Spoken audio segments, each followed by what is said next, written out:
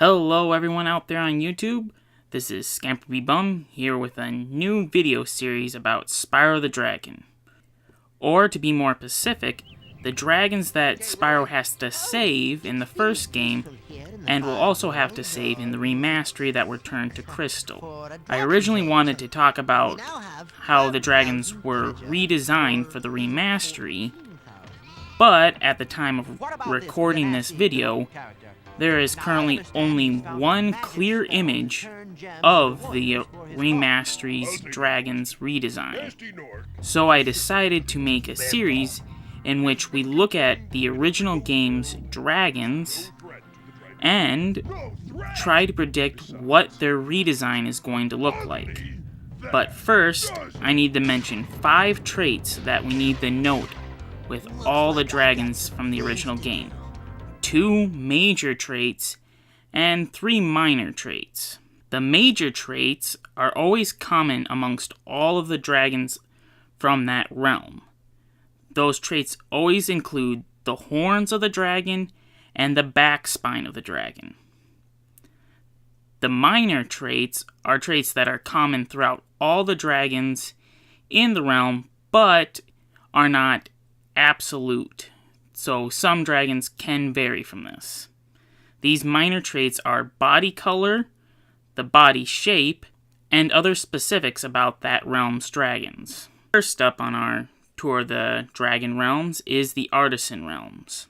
The major defining feature of these dragons is their horns.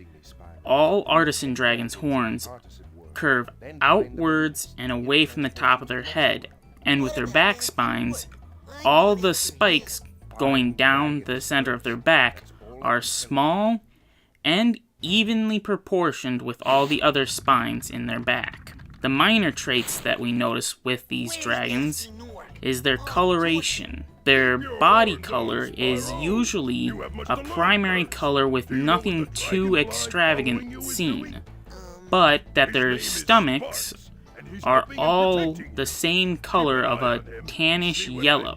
Sticking with talking about their bodies, their body proportions, as we see in the clips, are all relatively normal compared to the rest of their body.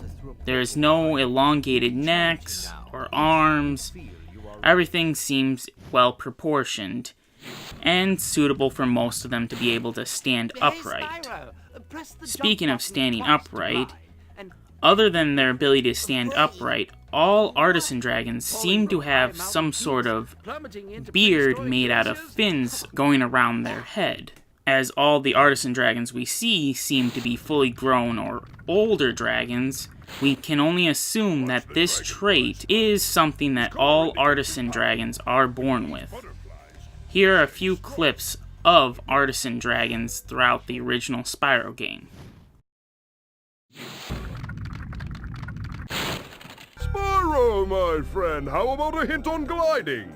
You bet! For the longest glide, press the X button at the top of a jump, and try pressing the triangle button to drop down in mid-flight.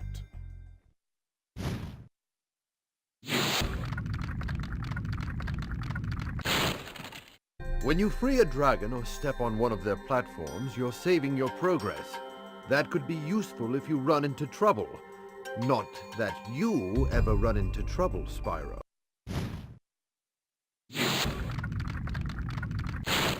After you've freed all the dragons, pass through this fancy vortex thingamajigger. It'll take you back to the Artisan home. But first, let me tell you a story. No thanks. See ya.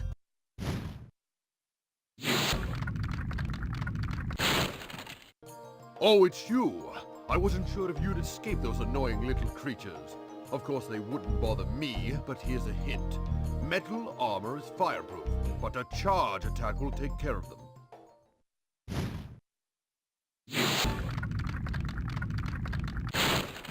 Welcome to Town Square, Spyro. Begin exploring by gliding to that area with the bulls. Use the L2 and R2 buttons to get a good look.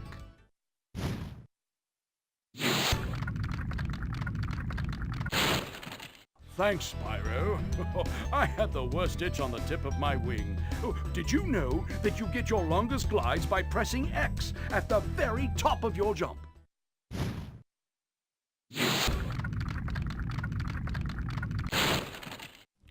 Spyro, did you see a man dressed in blue running around here? He's a thief, and he's stolen a dragon egg. You've got to track him down and get that egg. Run! Run! I'm getting a little winded. Now that you got to see those clips, next time we will talk about the Artisan Dragons redesign. But until then, this is Scamper Be Bum, bidding you all adieu.